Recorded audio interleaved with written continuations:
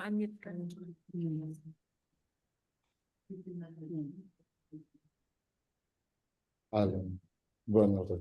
So I'm the only one without the template.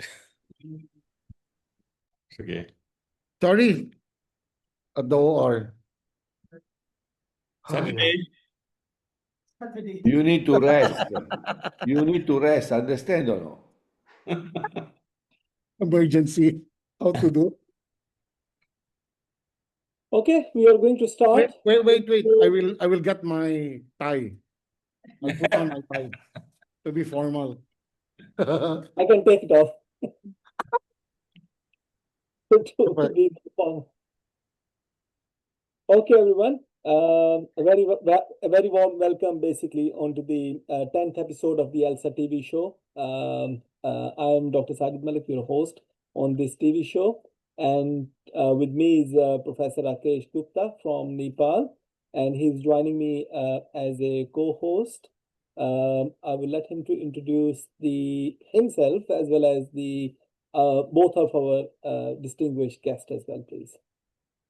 Yeah, thank you, Sajid. Thank you for involving me here. I am Rakesh. I am from Nepal.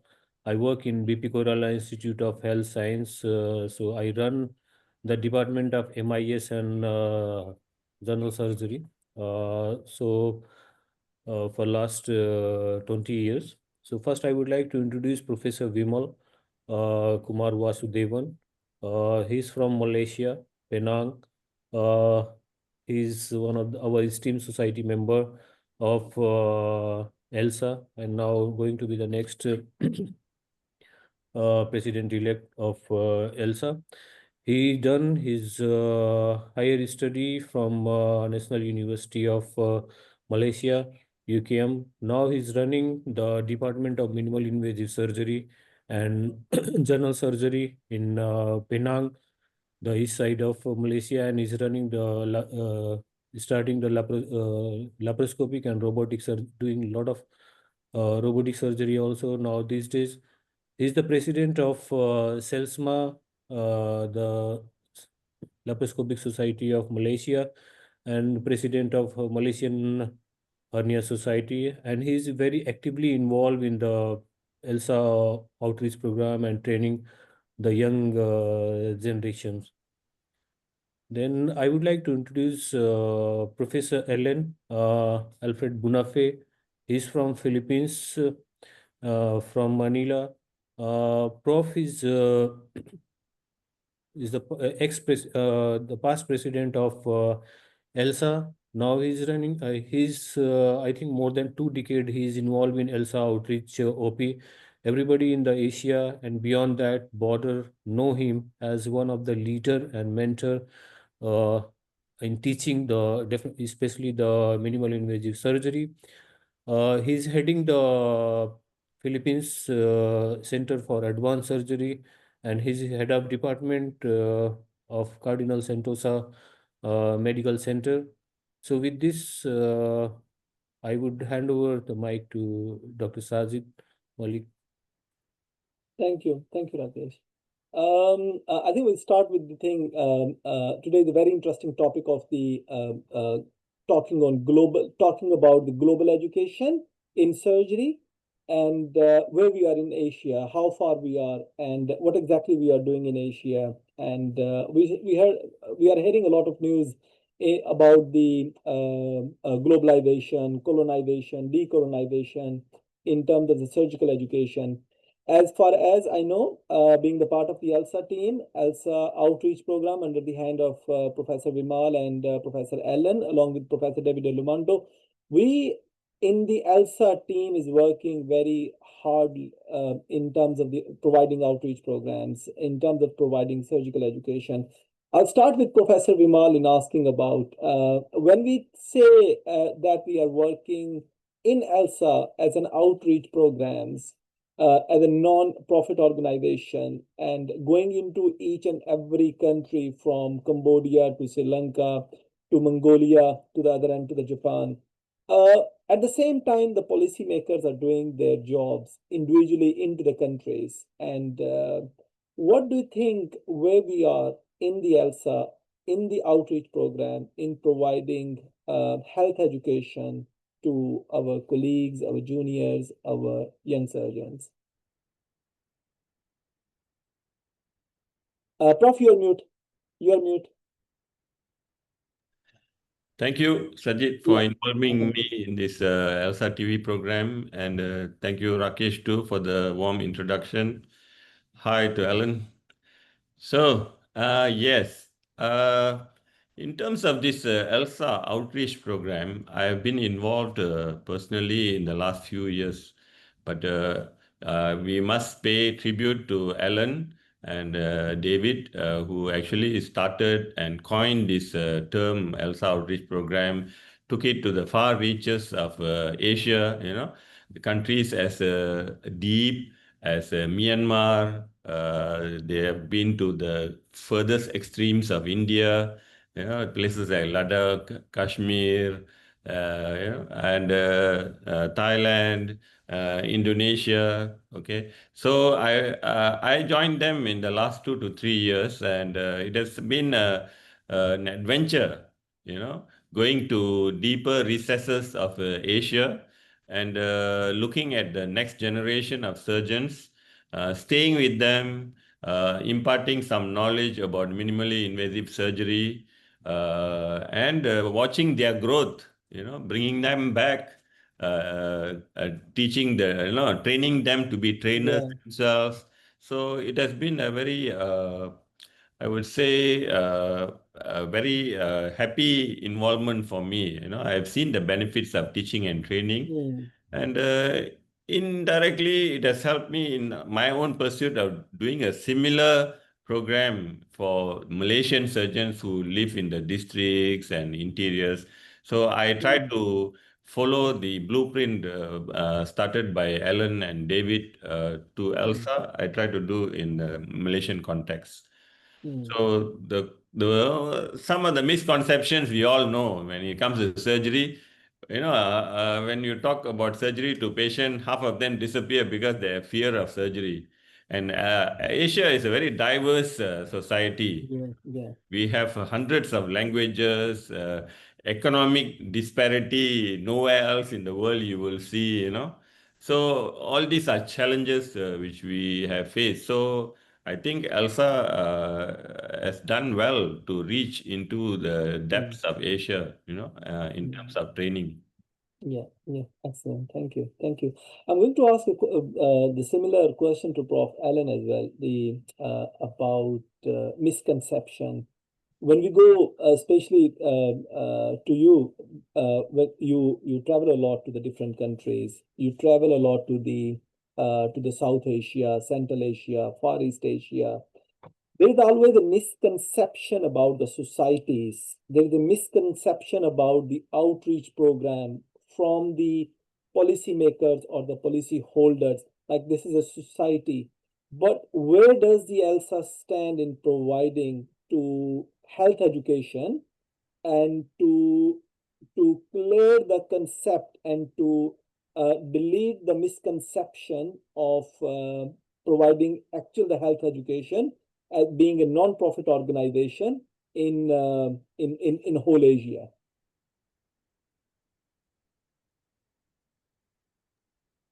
Well, initially, when we started the ELSA outreach program in 2010, 2011, there's a lot of misconception on how the society would come in and would help the country.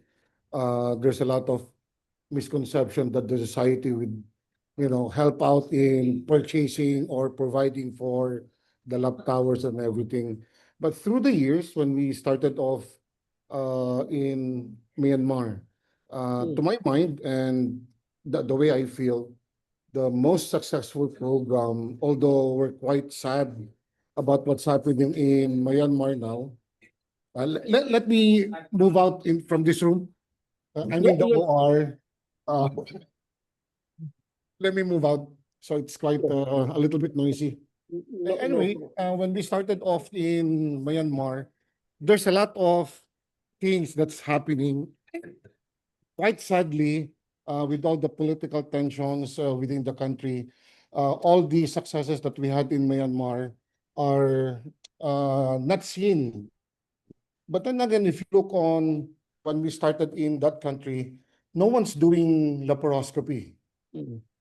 But now, all of the hospitals, regardless if it's private or government hospital, all of the surgeons are doing laparoscopic surgeries, and a lot of them are going into subspecialties because of the work that we've done when we started off going there.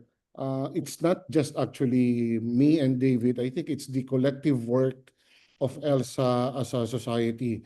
I can remember the likes of, I think, all of the originators of ELSA were there to Yeah. help out. So I think the misconception, the biggest misconception is the society providing the tools, the lab towers and everything. What we're providing is actually the education. And I think that's the biggest contribution that we had. If you remember the book that we made, Yeah. the first book, I was. I got it actually from David. It's from Sun Tzu. Remember, if you want to be remembered, right? Plant a tree. But if you want to be remembered forever, teach Yeah. them. So Yeah. I think that's the biggest Mm. contribution that ELSA has given Yeah, to absolutely. Asia. Yeah. I remember when you and David Lumanto came into Pakistan in Lahore in 2012. First time I received you at the airport. So that was like Yeah. 13 years ago. Time has flown, and that was 13 years ago to do the first MIS workshop ever in Pakistan. That was the first outreach program in Pakistan for the Yeah. ELSA. In Lahore, In right? Lahore, we did. Yeah. And look at you now. Yeah, exactly. Look That's what the first the time. No, it is. workshop It's has the done for teamwork. you. Absolutely. Yeah. Absolutely. Starting from scratch to doing the fellowship in MIS and then doing robotic and then working into the MIS Very true. completely. So that is, I put myself as an example of the ELSA outreach program. So I was identified by the ELSA outreach program. So no, thank you so much. Thank you. And to both of you, I have a question further to this. Like going to different countries, there are a lot of hurdles, not only in terms of economics, cost, language, and technical issues. So how do you think that how we can overcome, or anyone who would like to join the ELSA outreach program from the member countries, or the as an individual, how they can cope with the thing, and how you are coping in terms of the providing these educational programs? I think with regards to language barrier, we saw this when we went to Central Asia.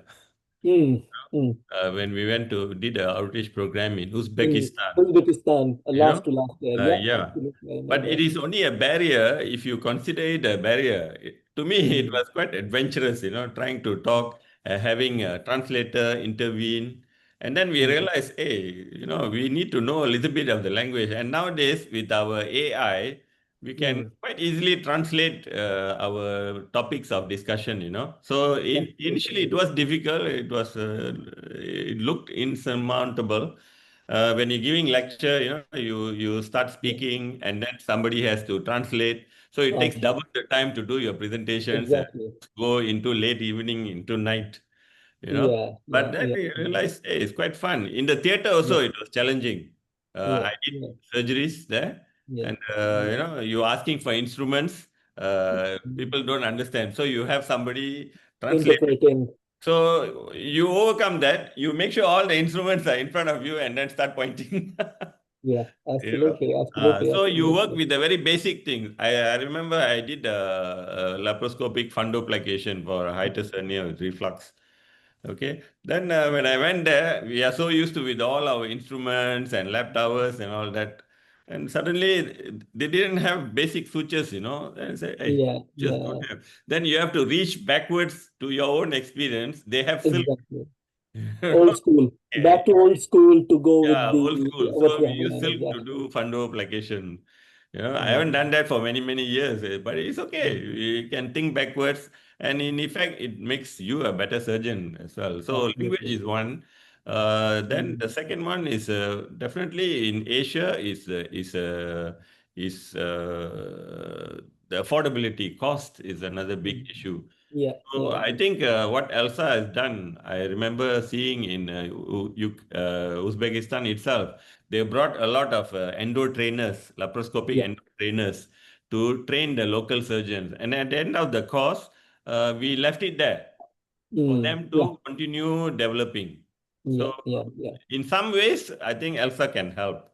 Absolutely, absolutely, absolutely. What do you think, Prof. Allen, about the same thing, like getting hurdles in because you are leading the outreach programs in ELSA, and what do you think you are facing the hurdles and the difficulties in providing education in Asia in these outreach programs? Come again? What do you think? What difficulties you are facing as a team in ELSA outreach program when you go to the different countries in terms of your contribution, in terms of the cost, language, technicalities, and the equipment? So, do you think that we and how we can overcome these problems? When we started off, especially during the first few workshops that we did, there's a lot of difficulty. First of all, you have to remember when we started off in Myanmar, laparoscopy is they never heard of laparoscopy. So bringing in the towers, bringing in all the instruments, like what Vimalab said, Yeah, bringing in the trainers, the train box, the trainer box, yeah, it's yeah, quite yeah. it's a whole orchestra, Mm, as we would say, and there's a lot of funny stories actually behind the scene funny stories like we're carrying 10 boxes of instruments and things that you need, even the lap towers. We were like, mhm. and then coming into each country, you have to fight off with customs. We have to. It, it's really a, but I know, I know. yeah, It's something to both it's ends. fun. It's fun. Actually, it's come to the both end as well. When the team came to the Pakistan in Lahore, I know I have to use my own personal connections at the airport to the immigrations to Very clear true. the things and a lot of things involved and to expedite the things. It's for educational purpose. Yeah. And It's beautiful. sometimes our people would, they stop our people from coming in because of, the customs will say you're trying to smuggle things inside the country. Yeah, of And course. If everything is bringing those legalized and through a instruments proper out way, again. Yes. of course, but through the proper channel, yeah, of course, of Any dangerous stories, Alan? course.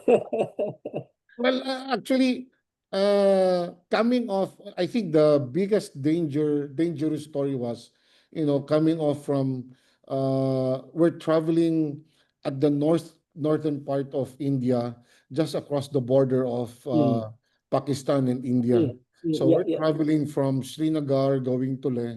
So every town that we would cross, there's a lot of, outposts, uh, and police and army people are Checkpost, yeah. yeah. Mm, So mm, every town that we cross, we're always stop and that they're trying to look at our mm, faces. Yeah, you have to remember David looks very Caucasian and I'm very Asian. And then who was there? Jaideep, Jaideep yeah, very yeah, Indian. So yeah. there's a lot of Fun. issues. Nice. But it's fun. Yeah, yeah. I think it's the love of teaching Yeah, and absolutely. the love of adventure. Mm, But it's more of teaching actually. mm, And mm, when we were in Le, so it's one of the highest areas where we've taught how to do mm. laparoscopy. And Yeah. there was this question, and they were asking us, what's the difference in doing surgery for example, in the Philippines and in Le? And I was like jokingly said, because of because of the high altitude, lo and behold, the anesthesiologist from Le uh, told us there's actually a big difference because the amount of anesthesia that you're giving in a patient in a high altitude operating area is quite different from a low altitude area. You Absolutely, give more. absolutely. So Yeah, there's a lot yeah, of changes. You need to understand also it, it's an exciting adventure for us. yeah, absolutely, absolutely. I will go ahead with the next segment of education in Asia and empowerment with Dr. Rakesh, please. Yeah, thank you, Sadi. Just adding a word to Prof. Allen. I mean, the physiology of the people living in the mountain is different. So, I mean, what we face here, we have published one article looking for the recovery and complication in the people living in high altitude and people living in the plain. This is a different. Is a different. Thank you very much, Prof. Allen, for bringing this. So my question to Prof. Vimal, like we go to the area, I mean, we select our ELSA OP program, we go in there and we go out, we came out from there with the design of our program. So how you ensure that what we teach there in the OP program, the knowledge remains there in that country or society or the area where we went there. Okay, so this is very important. It should not be just go in and Yeah. come out and say that we have been in and out. No, that doesn't establish any continuity at all. So the thing is to go in, stay, teach, learn, and then train the trainers. So repetition of repeat going back to the same country, repeat workshops are important. I think ELSA has done that, especially like Myanmar and places in India and all that. They have gone repeatedly and they have trained the surgeons there. In fact, they have gone, when we do our ELSA annual congress, we bring them back, often with a support travel grant, free registration, so that these surgeons can come and attend the annual congress. And from there, I think people have gone on to organize their own congress, isn't it? Like Uzbekistan, they had the ELSA Spring Congress 2 years ago. We wanted to make sure that it is a very small thing. But when we went there, we had about 1,000 participants, which shocked the daylights out of us. We never expected. There is such a Absolutely. thirst for knowledge in these parts, just that they don't have access to it. So we go, we stay, we do surgeries with them, we conduct lectures with them, and then we keep in touch with them. When difficult cases, they will liaise with us, ask for advice, and then they attend conferences organized by us. So, and then going back again. So all this encourages a pathway for growth for these surgeons. I think that's very important, an important role that ELSA has played. If I may add, we all know that when we started the program, me and Davida were talking with each other. We know that it's going to be a hit and a miss program. Sometimes you'll hit it, sometimes you'll miss it. So the idea was to be able to identify somebody who will lead in each country. So every time we go to one country, we just don't go there. We would always talk with one leader who would lead the program in that country. We all know that even if you teach to 100 people, if there's no one who's going to lead the program, I think it's going to be a waste of time. And true enough, through the years that we've been doing it, we're able to identify those leaders. And I think that's the main point when we're doing our program. Mm, mm, So yeah, thank you. So that is my next question. How do you identify the local host person and which continue the drive of change which you imparted on that society?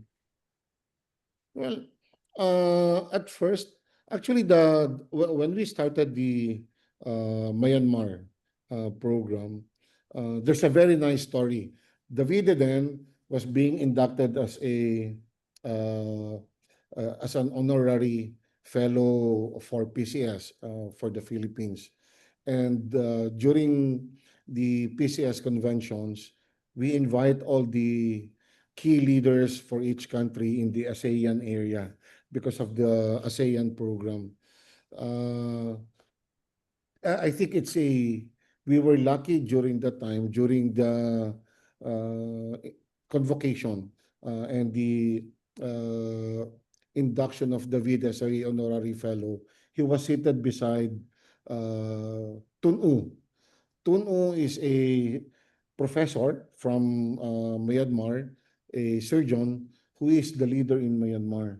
And they were talking with each other. And after his induction as a honorary fellow, he told me, Alan, we already know somebody from Myanmar, and uh, we invited ourselves. We were invited to Myanmar actually to do the program, and right after that, several talks, several email, and the video actually went to Myanmar to talk with the people with the surgical society in Myanmar, and we were able to do it. Likewise, in some other countries, we would identify the leaders or the champions for the program. We would introduce to them the program that we have done in Myanmar so far, and we would just repeat the same formula that we have done in Myanmar, and it proved to be effective. In some areas where uh, the adoption of the program is not that good, then we would look for other champions and repeat again the process until some people would adopt the program. Thank you, Prof. So the next question to the panel is, like, we are training the next generation, but how we make sure that they retain their surgical talent in the future? If you look at Asia, uh, most of the countries in Asia, the healthcare system is divided into public sector and the private sector mainly. And the universities also come as a public sector. So often people start out in the public sector and work there for a number of years, gain experience, and subsequently move on to the private sector. This is in the country. Some leave the country. So there are push and pull factors. So the push factors, obviously, not getting promotion, not earning enough to maybe have a better life for themselves and their family, based on the years of sacrifice they have done, not progressing career-wise. So all these are the push factors which push people out. So if you want to look at strategies to keep people, you have to manage the push and pull factors. The private sector is offering larger pay, better income, better career growth. Going overseas, maybe better career growth. So you have to offer them, as a young surgeon, you must have a plan for them. They are new, they are young, they have no idea what to do in their lives. So if you give them an opportunity, have a proper career path, that will be satisfactory to them. Some may stay. If you give them opportunity to learn, participate like this ELSA outreach program, or they get to attend conferences, regionally, and have the ability to publish, participate in researches, that may make some happy, And then if a monetary gain they can get in the government sector, that will keep some back also. So these are the factors, in my opinion, that you have to look at the strategies. Prof. Ellen, your view on this talent migration? Come again? Sorry. What is your view on this talent migration? Ah, I think in a lot of countries like Philippines, like Pakistan, Nepal uh, also. yeah, third world countries, it's always a problem. Not only for, I think it's not, it's more about, what the surgeon can get economically. We all know we still have to support our family. And surgery, uh, it's a means of providing for our family, and obviously we would always look for greener pastures. Best example, Sajid used to work in Lahore, right? And because of his exposure after his fellowship in Singapore, obviously young surgeons like Sajid would always look for better opportunities, not only in terms of financial, but also uh, The trying learning to, getting more education for himself. and So it's experience as always well. not until each country would be able to provide Mm. financially, educationally, and technically. Technically as well, yeah. Yeah, If you not cannot until, deliver, yeah, exactly. For yeah, if I give you my example, if you cannot deliver what you have learned, like if you have yeah, learned robotic surgery, doing a TEP and everything, you go back, you don't have the instrument to do the surgery, you very waste your own true, skills completely until you get it, and then you install it, keep on very doing true. it somewhere, and then do it. So Yeah. actually, that's the biggest problem for ELSA Mm. as a society. Mm. If you look on other laparoscopic societies in the world, they don't have that much problem, Mm. like Europe, like Americas.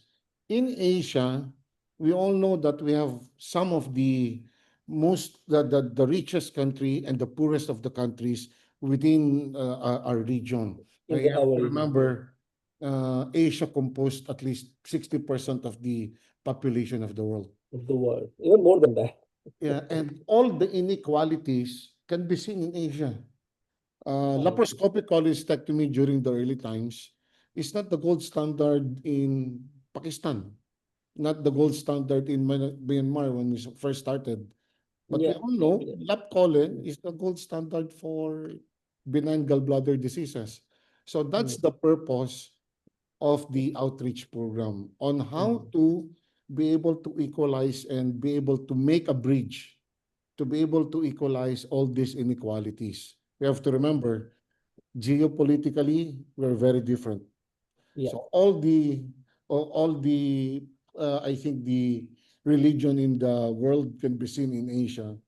yeah, Economically, we're very different. Okay, what may be gold standard in Singapore may not be the gold standard in the Philippines, even in Japan. So yeah, totally different. So these are the things that we need to look at. Even payment of surgical services may be different from each other countries. So migration of talents from each country is a real problem. Not only in surgery, nurses. The number one problem in the Philippines is we always lose our nurses every year. Why? Because they migrate to either Singapore, United States, or even Europe. So these are the it's a very real problem. And not until each country would be able to answer this one, it's still going to be a problem in the future. One of the most important things this outreach program has taught a lot of surgeons we have reached out to is that they needn't be in a big hospital in a capital to be doing these kind of surgeries, laparoscopic surgery, simple hernia, gallbladder disease. Within their framework, within their system, they have the power to exact change in this area. mm, So I think that is the confidence they needed, and which through the program, ELSA has given. yeah, absolutely, Thank absolutely. you both of you. So the next question to Prof. Bunafe, I mean, continuing with this inequality and the cost difference between Asia and other country, how we change how we change our technique or some innovative modality so we can help the society, and how much our society ELSA has progressed in that to profile. I'm sorry, Rakesh. I will repeat of I know. Like continuing with your remarks on inequality and cost. So how we go for this innovations, some innovations of high quality and low cost, which we are imparting in your country and to our society. There's a lot. There's a lot of innovations that we can do. Like, for example, the simplest one would be uh, the tie. Okay. We all know that when you're doing your lap chole or even your appendectomy in Singapore, you'd always ask for a loop, right? Yeah. So you just ask for a loop, regardless of how many loops you use, it's okay, right? Because system, health system in Singapore would cover for it. But if you go to like Nepal, Philippines, there's, one loop would cost you like how much? 200 US dollars.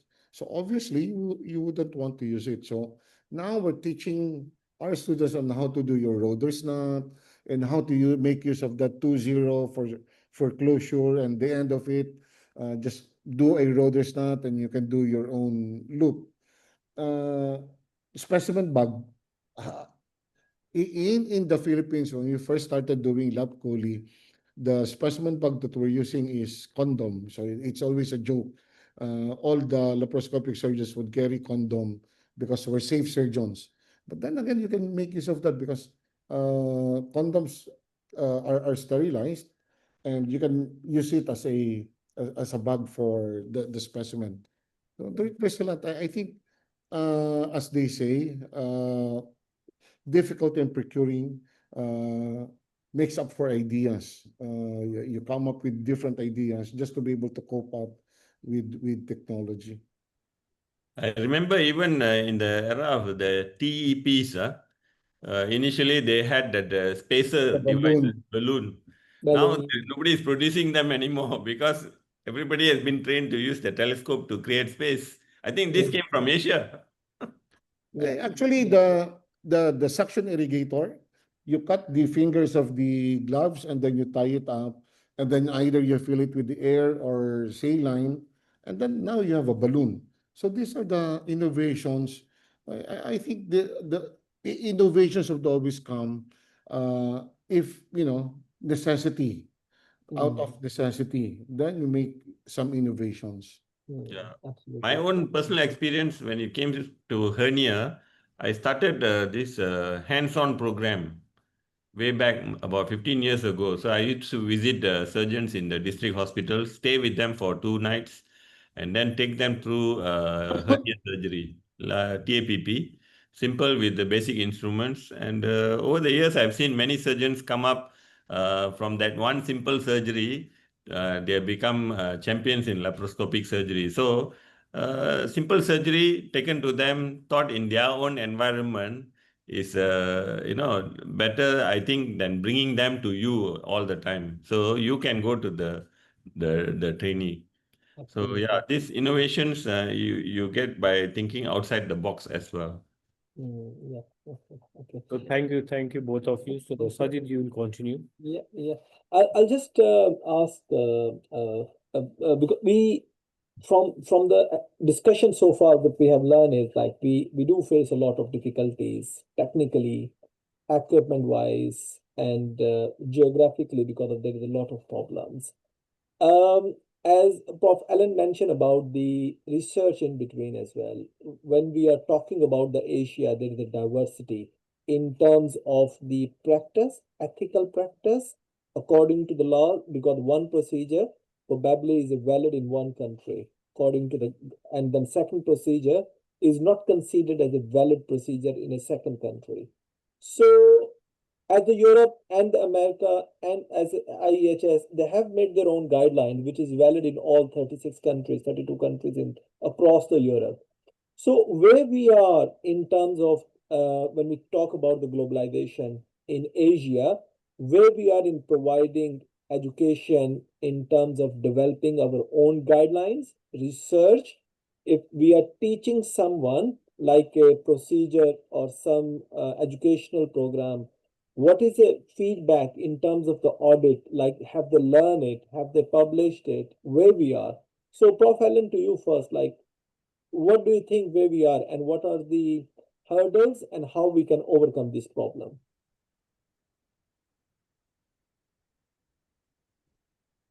Prof. The Allen? question goes to me or Vimal? Yeah.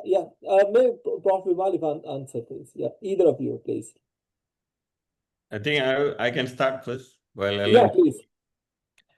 Okay, so this is an area of concern if you are in Asia. Uh, Again, in this area also, there's great disparity in Asia. If you go to places like Japan, Taiwan, Hong Kong, Korea, Singapore, there is an encouragement to publish, do research, publication, you're rewarded for doing this in terms of promotion, financial and otherwise. But most other countries, and I must admit, even Malaysia also is a bit back on this. This is something we are trying to fight. Most of the surgeons, at least whom I know and personally, we think that working and becoming a good surgeon is enough because our workload is heavy. We tend to hide behind our work and say we have no time to publish. And so what happens is we use data or recommendation from somebody who's not at all aware of our geographical problems.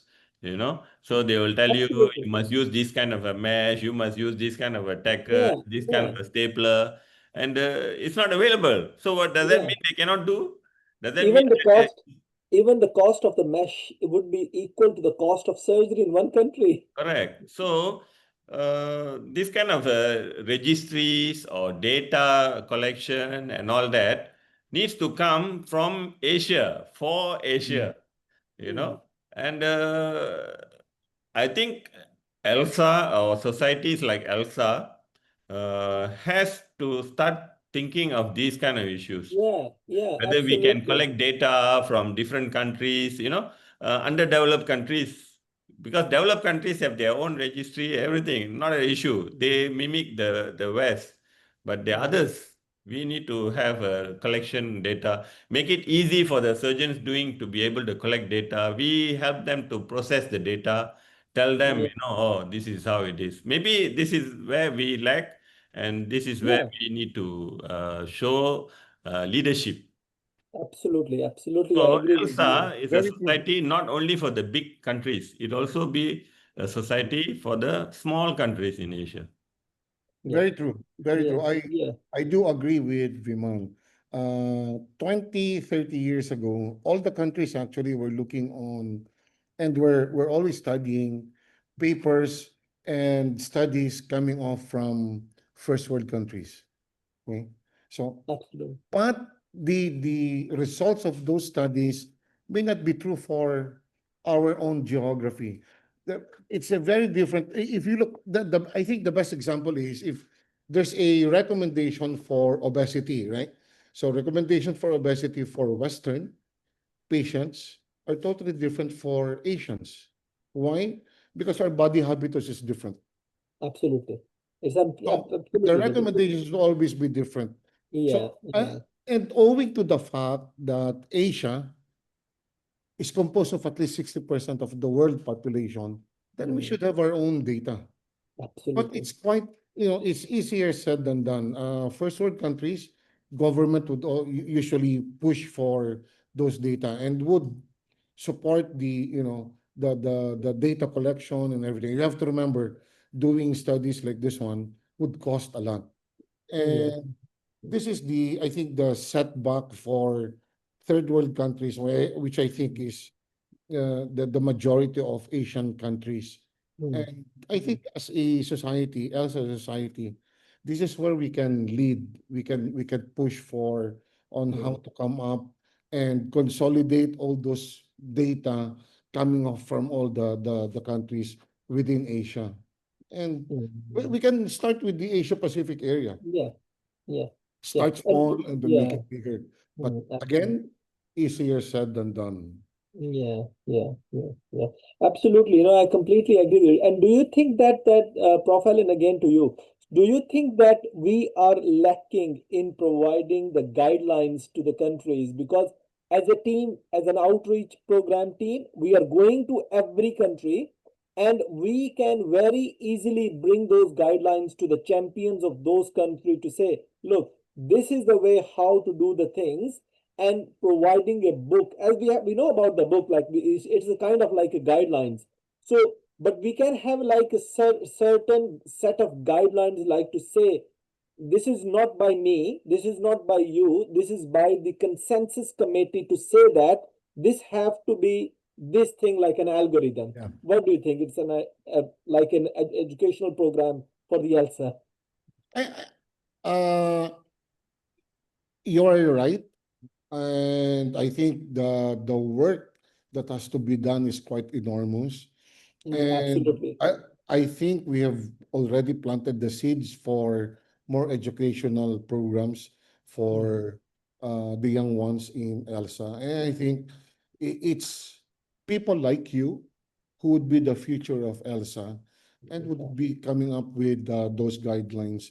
And I think as a society, it's very true. And it's a real, I think it's one of the solutions that can come up, that we can come up with as a society, uh, consolidating all those evidences and coming up with our own guidelines as an Asia Pacific area Yeah, guideline. yeah. And Just I think, like what we do for hernia. There's a yeah, guideline for exactly. Asia Pacific Hernia Society as Yeah, opposed to guidelines coming off from Europe and yeah, Americas. And we're now I think ELSA is one of the strongest society in the world. in the We're one world. of the Yeah, Yeah. leaders. leading. The Hernia Essential Program is the example of what you are saying, Sajid. Mm. It's very Yeah, successful. It's very simple program, and the fact that the APHS is taking it around, and APHS is mostly a lot of us only in the society as well. absolutely. So Yeah. I think that's the way to go. Yes. Yeah. Yeah, Yeah. yeah, yeah, yeah. I will just ask one more question before giving a mic to the Rakesh to ask. I remember the COVID have given us the biggest opportunity to be more uh, globalized in terms of like modernization, Connected. in terms of moving I was a fellow with Professor Lumento at that time, and we were thinking about the name, and then we said, okay, let's make it like ICC committee and all these things. So we said it like what shall I say, is digitalization of the ELSA. Completely we digitalize it. So there was a big debate between you, Professor Vimal, Professor Allen, and the rest of the committee about who is going to protect the data. And then luckily it's Apple and the Google is the one who have provided the platform we are using at the moment. But where we are in terms of when we are providing the education to these countries, are you forcing up, as you said, we are the biggest society in the world now. We according to the as if you go with the sages and other societies as well. Do you think that we are going to face the biggest challenges into the future in terms of providing education, because it's going to be more and more IT based? And what should be the problems we should be prepared into the future? I think this in the era where we are connected, we have to use this to our advantage as well. We are doing programs, outreach programs. So sometimes we are not able to go, or you can save time, or continuity. You see, so we can reach out by doing Zoom webinars like what we are doing. The ELSA TV is educating all the surgeons around Asia, so we can see the growth of your viewership also over the Mm, years. So these are all positive things, so we can use that. But I think the basic thing of going to the surgeon, staying, talking, listening, and having a course. dinner or sit down and have a drink with him, all this also matters, Yeah, absolutely, absolutely. so yes, I Being think into the the, trick is yeah, to marry exactly. both. Yeah, absolutely, absolutely, absolutely. Rakesh, please. Yeah, thank you. I mean, just to add something, I mean, the data from the Asia and publication from the Asia, especially from our side, is the need of the day to make a big impact in the in the global world. We must come out with the publications and research and data. There is no doubt about it. So Yeah. my next question to Professor Vimal, like you have saw our country, I mean Nepal, there is very limited amount of internet connection, especially in the remote area. So how we help them to synchronize this video learning from this video learning process? Like I most think, of the time, yeah. most So, now we are seeing most surgery in the YouTube or other things. yeah. So We if would always be. connectivity is an issue, Mm. then go back, rewind yourself when there was not much connectivity to all of us. Videos, CDs, we can put them in a pen drive, send to them, modules of teaching, videos can be sent, offline learning, these are all the techniques we can follow. Yes, I'm sure in relation to connectivity, things will get better and improve. Mm, mm, So I think this is the way. What do you yeah. think, Alan? Anything else you think? Yeah, I think connectivity would always be dependent on how each country would be able to cope up with technological advances. But then again, uh, it's always going to go there. Uh, some other countries would go as fast as, like, if you look at China, a few years back, China has been lagging on technology, but now I think China's, mm, I Way think, ahead of them. leading way ahead of everyone. China came up with the 5G, where uh, people are just imagining it. But then again, if you look on other countries, they're also, trying to cope up. Obviously, it would come up to a point where everyone would always be equalizing everything. But then again, as an educational platform for ELSA, like what Vimal have said, we can come up with programs like video-based, internet-based, and that's how we can, support countries like, Nepal, Cambodia. I Mm. think ELSA has plans on Yeah, libraries, VR yeah, I module. would.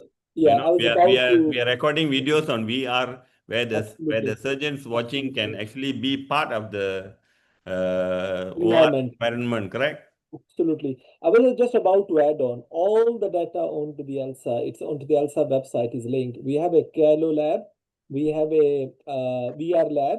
We have the ELSA webinars. Everything. So ELSA is the one of the leading. I remember the member societies in Europe and America. They have started digitalization after ELSA have started the Yeah. digitalization. So if you go to the library of the ELSA, our Congratulations to MP, you. thank you, no, thank you to the whole team. I love Professor Allen to say, it's not you, it's not me, it's we. So it's always about, it's not me, it's we. So we just need to change M with the W. So Yeah. it's Long all ago, we good. all decided that this area should be given to the young guys. Yeah, no, no, no. Remember, Well, Alan? you have, Yes. you have to look also on trying to identify the young guns now. Yeah, yeah, We have to absolutely. remember, yeah, all the people that are working within ELSA are Mm, always the, yeah, the usual suspect. yeah, So I think it's high absolutely. time, yeah, Yeah, high time yeah. for, giving the mantle and giving the, Mm. the And a career pathway as well. It's a globalization. and the global education is for a surgeon is a career pathway as well. Like I'm not saying a full-time job, but a like at least a co-career job. Yeah, please, Rakesh. Yeah, thank you. So, I mean, just adding to that, I mean, like now we are running this program online, very less number of visitor. But if we see the offline number, how many times our video, operative video or lectures has been used, it's a very, very high number. So we know that people are using this platform as a learning process. But just a slight word of caution is that you do not learn most of the complex surgery, like you learn tar from the YouTube and other area and then go to your theater and perform. So that is, I mean, we must take with a pinch of salt about this social media. A question to Prof. Ellen is, I mean, for more than 2 decades, you are visiting with the ELSA. So, in your view, which country among us in the Asia has make more progression in terms of surgery, I mean, obstetric care and anesthesia plan? And what is our next key lesson from them? Mm, I would love to say the best example for that would be Myanmar. Myanmar during that time was like close, it's a close country. It only opened in 2015, if I'm not mistaken, when the global embargo for Myanmar was lifted by the United States. Then that's where we really prosper and saw, the growth of Myanmar from a very fledgling country, very backward. As we, when every time we go to Myanmar during the first 2 3 years, you'd see the biggest difference from, when we went there. It's quite funny. Me, Davide, and all the guys, we would ride the van, and we would cross a bamboo bridge, and they were just building that bridge during that time. And people are carrying. They're building the road, and people are carrying the stones and mortars, and then trying to lay it out on the road. So, corollary for that, if you look on how they built their road system, it's also the start of building you know, the medical side, the surgical uh, building of Myanmar. It's just so sad that, after the coup, after, the army came again, and then, closed down the country again. So it's just quite sad. It's a big setback for the country. So I tried to look on what other countries. I think Pakistan. Pakistan has doing a lot of surgical advances, and in terms of how they treat their patients, even for anesthesia. And I think Sajid can actually, attest to what Pakistan has been, achieving for the last few years. Yeah, absolutely. It's been going amazing. Like in bariatric, in hernia, Mm, I remember I established a first hernia chapter in Pakistan already last to last mm, year. So there was no hernia society in Pakistan. It's not yet registered with with the Pakistani council because there is like loads of ban going on at the moment. Once it would be registered, would be, yeah. So And would be I launched. think a big factor on that one would be the support of the government. Exactly, The exactly. decentralization, the implementation of their Tec- program for each Technically, government yeah, hospitals. I think that's one absolutely. we all know. Loads. Countries Absolutely, like absolutely. Pakistan, Philippines, Yeah, the corruption is quite big. It's a yeah, big yeah. issue. But Absolutely, absolutely. decentralization of all the, even for procurement of, I read from one newspaper where the support of the health ministry, and then the decentralization where hospitals can actually procure their own depending on their needs, I think Yeah, it's yeah, big leap and bound.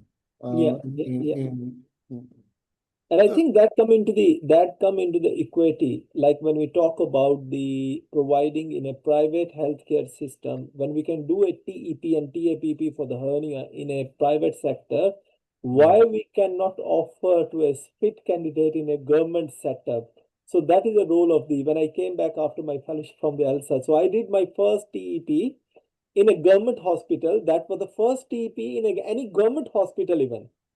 So that is Nijra Hospital, Lahore, exactly the same hospital you visited. So I did it, we did it, and then we kept on doing it until I left. But that is the thing. So do you think that the equity would come in the future in every country in terms of providing surgery? When we say when we go to come to UK or USA, we talk about the open or laparoscopic inguinal hernia. So lap TEP or TAPP is considered as like a standard. Doesn't matter if you are a private or a government or in a service hospital. It's same. Do you think that we are achieving this goal in Asia, and how far we are? I think, mm, I mean, you do. Bimal. Okay. So if you look at Asia, again, uh, the data all is skewed towards the West, saying that laparoscopy is the gold standard for hernia. If you look at parts of Asia, even in Malaysia also, I think 80% of hernias are probably still being done by open surgery, and I'm sure Pakistan, Philippines, or Nepal is not so far off, you know. Yeah. So, of course, we aspire to promote laparoscopy, and maybe in the future there'll be more and more surgeons doing it. The numbers will rise, but at this moment in time, I think a good open surgery for hernia. This is what we were taught when we were junior surgeons.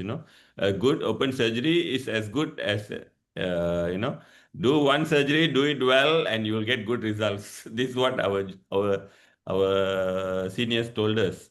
So to a certain extent, that is still true. Of course, we talk about tailoring and all that. But if the expertise is not available, then you really can't tailor much. So you still have to Absolutely. provide service. So that's where we are in Asia. Of course, the long-term achievements will come in time. For the short term, I think we also must take it upon ourselves to train people to do proper open surgery, mesh based or tissue based, these things also have to be in tandem. Absolutely. Yeah, but a lot of these procedures are also industry driven. So you have to Yes. look, even in the first world countries, adoption Yeah. of Yeah. laparoscopy for hernia is quite low. It's not, that's why the popularity of robotics for hernia has been, surging. Not because of uh, uh, everyone's doing Yeah. MIS in those countries, but adoption of each technique would also be dependent on how easily can they adapt to that technique. Forget MIS, they are going towards robotic Yeah. surgery for hernia, Yeah. simple Yeah. inguinal Only hernia. We got a robotic only. same. We have a question from the audience, from a trainee, Jin Jun, asking about the trainees in many centers here still don't get enough exposure to laparoscopy, while in Europe, USA, robotic surgery is a fast and is becoming the standard of care, as we said, and many go straight to it. Do you see that the same trend is happening in Asia? Actually, it's already happening. Hmm. I was in Korea for their robotic society meeting 2 months ago. So I was surprised to see. I was speaking to a hepatobiliary surgeon, and he was presenting on Whipples, robotic Whipples. So I asked him, "Did you like move on from open to lab to robotic?" He said, "No, no, I never did lab. Too difficult. Straight to robotic." And the number of young surgeons presenting papers on robotic thyroid surgeries in Korea. So they have all they are the younger generation in Korea. They are bypassing laparoscopy. You know, Hmm. so of course their standard and the where they are in their development is different. So not everyone will have the same trajectory. So in the normal part of Asia, you know, it will still be open to lab, and robot will be a mirage. Yeah, Yeah, yeah, I agree. yeah, yeah. So just adding to that, I mean, if I see in terms of my country what ELSA has done, I mean, the ELSA has made a lot of changes in the management of the hernia. I mean, I work in the government sector, and you, Prof. Allen and Prof. David, Prof. Vimal, you have visited our country. So that impart a lot of changes in the management of hernia. Not only the infiltration of MIS, plus the managing the complex hernia also help a lot in this. Another point is now we are reaching into the very, very remote area just to operate a hernia for 1 day or 2 day. We go there, we with the team member in the hills and with all the team members. So we operate, we are helping people there also. So Yeah. that is from my side. So that Continue the with that. local champions do. Yeah. They outreach program within their country. Then you find your own champions. Yeah. So continuing with that, I mean the high cost as Prof. Vimal, you are Prof. Vimal and Prof. Ellen, you are doing a lot of robotic surgery. So how we can make a regional collaboration to adopt, I mean to progress in this area? I think Collaboration for. Yeah, regional collaboration for these high cost surgical devices and implant, maybe, I mean, robot also. Well, uh, you have to remember a lot of innovations and a lot of advances, especially in MIS, would always start with the industry. And industry would always be pushing their products to surgeons. So trying to get it into our own practice would always be dependent also on how much. For example, MIS, laparoscopy during the early times, there's a lot of, uh, the difficulty in trying to incorporate it into practice. But because of the evidence that shows the advantages for patients, it was accepted right away as the gold standard for the treatment of, especially for benign gallbladder diseases like your stones. But then again, because of innovation, we came up with robotic surgery. But looking on how much a robotic, a robot would cost us, not only in terms of maintenance, maintaining a robot is quite expensive. It's very prohibitive. Uh, for example, in Daran, would you be able to come up with a one robot system and then coming up with, so those are the things that you need to contend with. It's like a balancing act in terms of how much can this benefit my patient and how much can it, one technological advance pull the system down. So you have to remember these are the things that we need to. It's like remember there's a I remember the debate that we had. It's like debating using a Ferrari with a Toyota. So from point A to point B, you'll always reach the same point, right? One can be faster, the other one can be slower, but you'll always achieve the same result. you don't need a Ferrari to go to the corner shop. Yeah. So it's always a story of what's the pros and the con Yeah. for this one. I think that's the but if it shows you a good advantage for patients, then obviously the adoption of that procedure or that technology would be faster. I have input on this. how to compete, in economically challenged countries. So if you look at Asia, we have many giants, superpowers even. Okay. Previously, there was monopoly, especially in robotics. Costs were very high and controlled. Now you have giants of Asia producing these robots. Okay, we are just a matter of time away from competition, free market. If you look at laparoscopy, the towers, China, India, they are all producing these towers. So instead of going towards the west, look east. You will get cheaper equipments, tower, hand instruments, meshes, staplers, all are available. Soon to be robots will come from they are already coming from the east. Okay. So they will be the biggest challenge for Europe or America. Okay, Asia.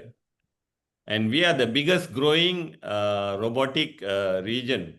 Asia Pacific is the fastest growing robotic field, and general surgery has now superseded urology and gynae.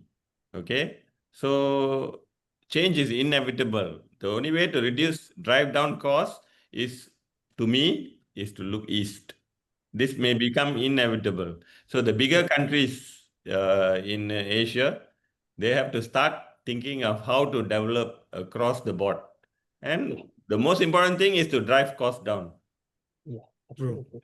Absolutely. I think we are now moving towards the closure, just last of couple of questions. So we have to talk about multiple dimensions. We have spoken about the technology, we have spoken about the equipment, we have spoken about the guidelines. So we are leading into the Asia in providing global education as we talk about globally as sister societies. What is the single metric we can say in 10 years time we in Asia, the global surgery we are leading? Like what would be the criteria to say in 10 years time, if we achieve this thing, we can say that we have achieved the global target in surgical education? Well, if say in 10 years' time, anyone from anywhere in Asia has access to surgical service within an hour or two from his home, and the cost of which doesn't ruin him financially, then we have reached that. Yeah. What do you think, Prof. Alan? Very true. Yeah. What do you think, Prof. Alan? What do you think? Very true. I agree with Vimal. I think in 10 years' time, if people from, let's say, Lahore or Cambodia would have the same treatment and the same surgical procedure that is being done in Singapore, in Korea, with the same amount of, it would bury them. It won't bury them when they're avail of that procedure. Then I think, it's like saying if everything else is equal and all the people would have the same, uh, the same quality, the same services that's being offered in the United States, in Europe, then I think we've achieved uh, the goal. Yeah, I completely agree. I completely agree. Not only in surgery, Yeah, in medicine, in medical terms, if yeah. we have, yeah, if people would have the same access to health services, Mm. then I think we would achieve that goal. Yeah, yeah. And I would like to hand over my mic to Rakesh, but before that, just a single question to both of you for a single message to the community, to the world regarding global education in surgery in Asia. What message you would like to give to the world in providing what we are doing, especially in ELSA in Asia? Join ELSA. We will come to you. Yeah, absolutely. Yeah, that's true. That's true. What do you say, Prof. Alan? Yeah, I think as a society, we give them the platform on how they'll be able to, uh, push themselves to do more, to be able for them to, develop themselves as a person, as a surgeon, and technically give them the platform for them to improve. Give them also the, the encouragement. Looking these young surgeons now, if they look at us, we're dinosaurs now. I consider myself as a dinosaur. David is already a dinosaur. In a few years' time, we'll be done, right? So as I said earlier, we have already planted the seeds, and hopefully, people like Rakesh, people like Sajid, would continue on, cultivating that seed and be able to reach out to the younger surgeons now and give them the, the encouragement, the and to lead. I think you, as the young surgeons, would actually be the future of ELSA. It's not us anymore. I think Without you, or without Prof. Davide, Asim, Vimal, everyone, I think we cannot be we've anything. done. I also want to send out a message to all the senior surgeons out in Asia. If you're a leader in your field, join the outreach program because it's the same old guys going everywhere. We need more and more people, and you will find that it's quite fulfilling. Make new friends, see new places, enjoy some adventure. Yeah, absolutely, absolutely. I think here we come to the conclusion of this talk. I would like to invite Rakesh to say thanks to both of the distinguished guests and give a closing remarks, and then we can move on. Thank you, Sazik. So again, it's a teamwork. I mean, the things which I learned from my mentor, like Prof. Lomento, Prof. Ellen, I would like to impart to help my society. If I help my society, definitely it will help my country. If it will help my country, it will help our Asian subcontinent. So that is the way to go ahead as the team member, and definitely teaching, training, and research. These are the three area of focus. That is our goal. Definitely, there are large number of inequality in terms of finances and other things which we can talk for the whole day. But focusing these three goals: teaching, doing research, and doing some of academic work, will definitely the way to go ahead in the long term. And definitely it can help our society, our country, and our subcontinent. So I would like to thank Professor Vimal and Professor Ellen for joining me and Sajid here. And definitely these are these episodes will continue in the future, which help of our ELSA IT team, and definitely Professor Lomanto will giving a lot of input in this. Thank you, everyone. Thank you so much. Thank you, Thanks for the. Rakesh. I think this Have a was good not weekend. yeah. This was not a strategy. This was not a simple interview. I think that was a strategic talk. Yeah. We got some directions, new direction for the future. What we are lacking into the global education, I think we can give a proposal in the end. Like we talk about the guidelines we can make, and when we are going to the outreach programs, so we can start working on, even in 10 years time, or even 5-year time, or in 2-year time, if we got something in our hand to give, like a leaflet or a brochure or a QR code, like, okay, onto the background is a full thing, just this QR code into the meeting. Okay, scan this one for hernia, scan this one for the bariatric surgery. That will give you the insight. So I think we it's got high time. yeah, High time to do. yeah, I think we can talk about it. So that is something we are missing. So again, thank you, Prof. Amal, Prof. Alan, Rakesh. Thank you. We'll come up with a Yeah. new episode, and Thank you. thank you so much. Alan, you're going to Delhi? Yeah. Okay, I'll see you there. When are you arriving? I'm leaving. I am there on Wednesday. Wednesday. Yeah.